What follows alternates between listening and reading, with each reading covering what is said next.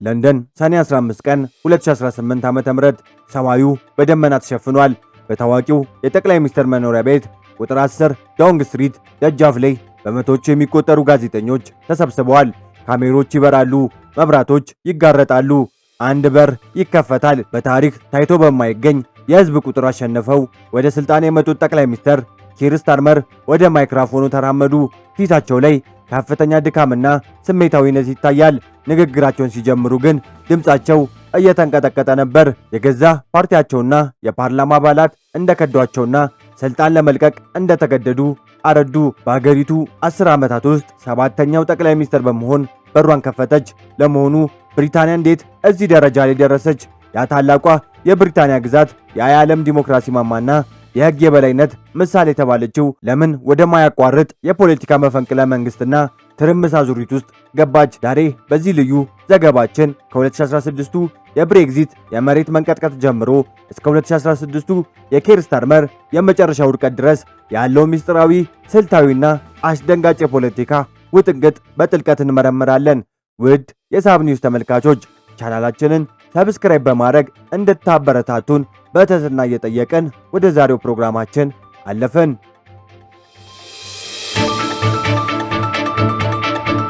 Has been about putting the country I love first. That is why I will resign as leader of the Labour Party.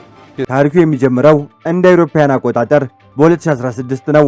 የሀገሪቱ ጠቅላይ ሚኒስትር የነበሩት ዴቪድ ካሜሮን በራሳቸው የኮንዘርቫቲቭ ፓርቲ ውስጥ የነበረውን ቀኝ ዘመምና አውሮፓ ህብረትን የሚቃወመውን ጫና ለማርገብ ስልታዊ ቁማር ተጫወቱ።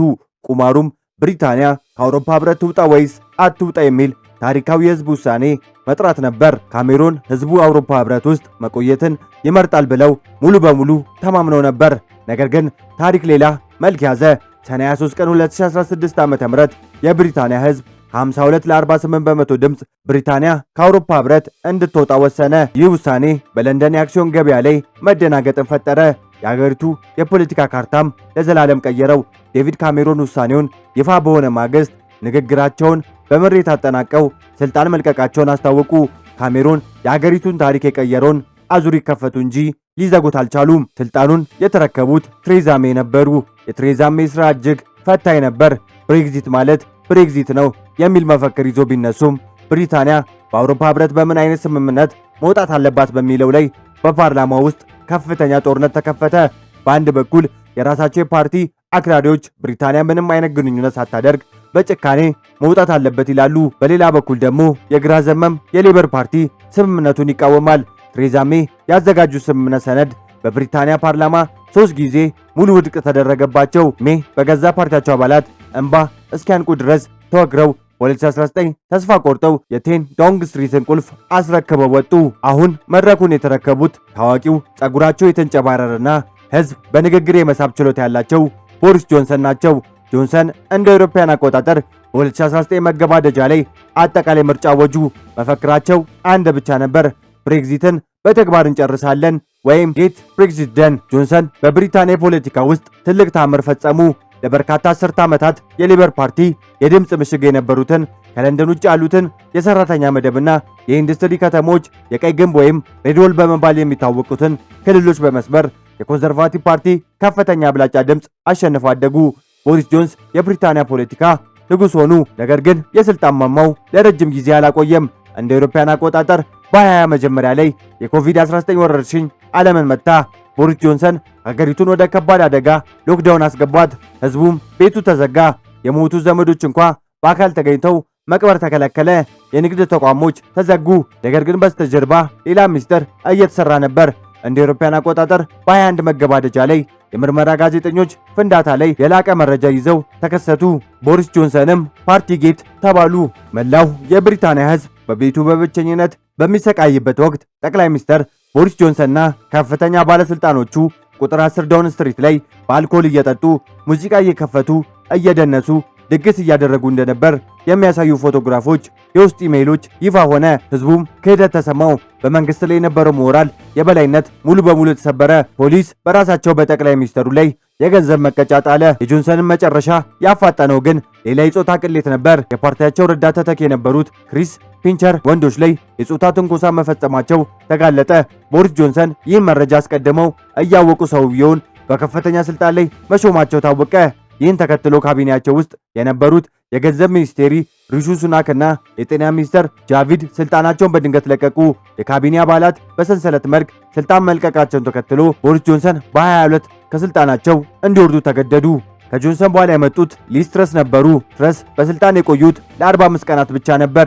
ነገር ግን በእነዚህ 45 ቀናት ውስጥ በብሪታንያ ኢኮኖሚ ላይ ያደረሱ ጉዳት እስከ 26 ድረስ ጠባሱ አልሻረም። ትረስ ስልጣን እንደያዙ ሚኒ ባጀት የተሰኘ ያልታሰበ ኢኮኖሚ እቅድ አወጡ።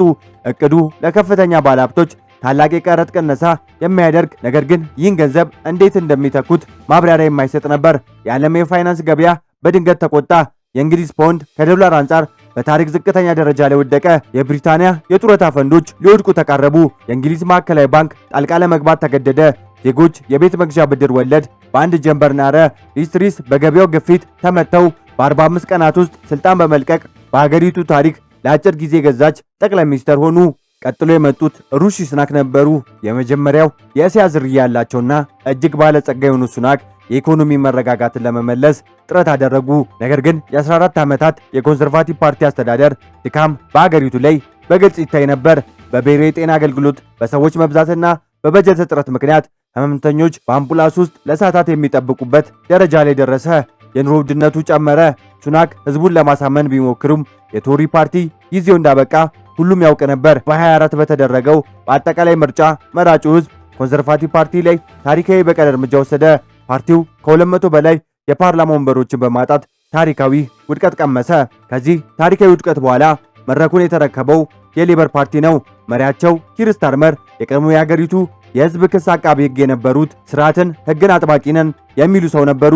ስታርመር ሌበር ፓርቲን ከጄሬሚ ኮርቢን የግራ ዘመም ርዕዮተ ዓለም በማላቀቅ ወደ መካከለኛ የፖለቲካ መስመር መለሱት። በፓርቲ ውስጥ የነበረው የአይሁድ ጥላቻ በጽኑ በመዋጋት ፓርቲውን ለስልጣን ዝግጁ ያደረጉት። እንደ አውሮፓውያን አቆጣጠር ጁላይ 24 ላይ ስታርመር ለውጥ በሚል ብቸኛ መፈክር ታላቅ ድል ተቀናጅተው የ10 ዳውኒንግ ስትሪትን ተረከቡ። ሌበር ፓርቲ ከ400 በላይ የፓርላማ ወንበሮችን በማሸነፍ ሀገሪቱን ሙሉ በሙሉ ተቆጣጠረ።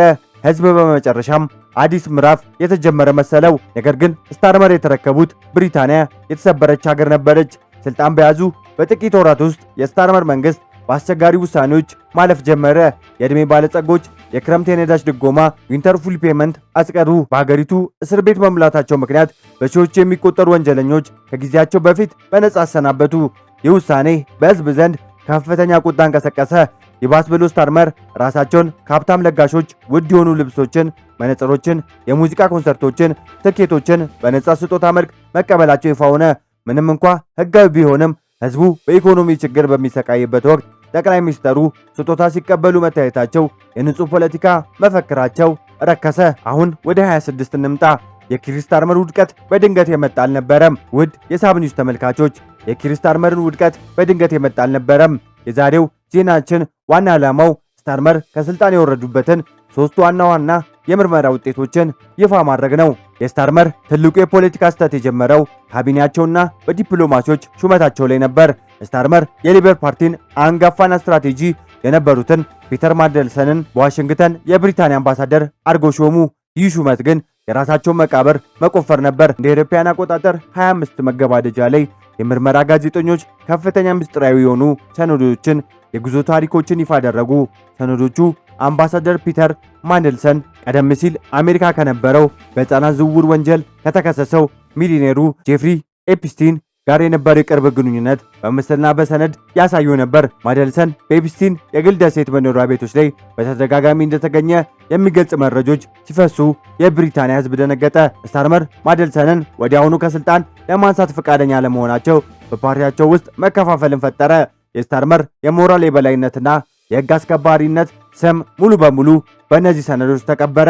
ሁለተኛ፣ የስታርመር መንግስት በዓለም አቀፍ ፖለቲካ ማዕበል ውስጥ ወደቀ። አሜሪካ፣ እስራኤልና ኢራን መካከል ያለው ውጥረት ከፍተኛ ደረጃ ላይ መድረሱን ተከትሎ የዓለም ነዳጅና የጋዝ ዋጋ በከፍተኛ ሁኔታ ናረ። ብሪታንያ የራሷን የውስጥ የኃይል ምርት ኖርዘርን ሲ ኦይል ለማሳደግ ፈቃደኛ ባለመሆኗና ወደ አረንጓዴ ኤነርጂ የምታደርገው ሽግግር በአግባቡ ባለመመራቱ የዜጎች የክረምት የቤት መሞቂያና የኤሌክትሪክ ፍጆታ ዋጋ በ3 እጥፍ ጨመረ። በለንደን በማንቸስተርና በሊቨርፑል አውራ ጎዳናዎች ላይ መፈክር አንችልም ዶምፔ የሚሉ ህዝባዊ ሰልፎች ተቀሰቀሱ። ስታርመር የኢኮኖሚ ቀውስ የሚሆን አጥጋቢ ምላሽ መስጠት አልቻሉም። እንደ አውሮፓውያን አቆጣጠር በ24 መገባደጃ ላይ ዶናልድ ትራምፕ በድጋሚ የአሜሪካ ፕሬዝዳንት ሆነው ተመረጡ። ይህ ክስተት ለስታርመር መንግስት ትልቅ መርዶ ነበር። ምክንያቱም የስታርመር ካቢኔ አባላት የውጭ ጉዳይ ሚኒስትር ዴቪድ ላሜ ቀደም ሲል በዶናልድ ትራምፕ ላይ እጅግ ጠንከር ያለ ስድቦችን፣ ትችቶችን በሶሻል ሚዲያ ሰንዝረው ነበር። ትራምፕ ዋይት ሃውስን ሲረከቡ ለብሪታንያ የነበራቸው የንግድ ትብብር አቀዘቀዙ። አሜሪካ በብሪታንያ የብረትና ምርቶችና አዳዲስ ከባድ ቀረጥ ታሪፍ ጣለች። ስታርመር ከዋሽንግተን ጋር ጠንካራ ግንኙነት መፍጠር ባለመቻሉ የብሪታንያ ኢኮኖሚ ይበልጥ ተንገዳገደ። ከ2016 እስከ 2026 10 ዓመታት 7 ጠቅላይ ሚኒስትሮች ዴቪድ ካሜሮን፣ ቴሬዛ ሜይ፣ ቦሪስ ጆንሰን፣ ሊዝ ትሪስ፣ ሪሺ ሱናክ፣ ኪር ስታርመር እና አሁን ቀጣይ መሪ። ይህ ታሪክ የሚያስተምረን ትልቁም ነገር አለ።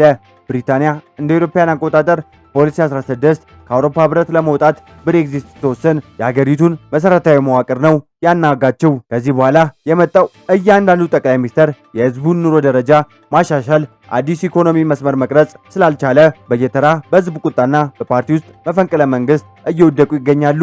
የኪር ስታርመር ውድቀት የነጠላ ሰው ውድቀት አይደለም። የብሪታንያ የፖለቲካ ስርዓት ውስጥ መምጣት አለመቻሉ ማረጋገጫ ነው። ብሪታንያ ይህን የተረገመ የሚመስለውን የፖለቲካ ትርምስ አዙሪት ሰብራ ተወጣ ይሆን ወይስ አዲስ ጠቅላይ ሚኒስትር የዚህ ማዕበል ሌላኛ ሰለባ ይሆናል? ያንን አብረን የምናየው ይሆናል። ሰላም ውድ የሳብ ኒውስ ተመልካቾች፣ ቀደም እንደተናገርነው ቻናላችንን ሰብስክራይብ በማድረግ አጋር እንዲሆኑን እየጠየቅን የዛሬውን ፕሮግራማችንን በዚሁ ጨረስን።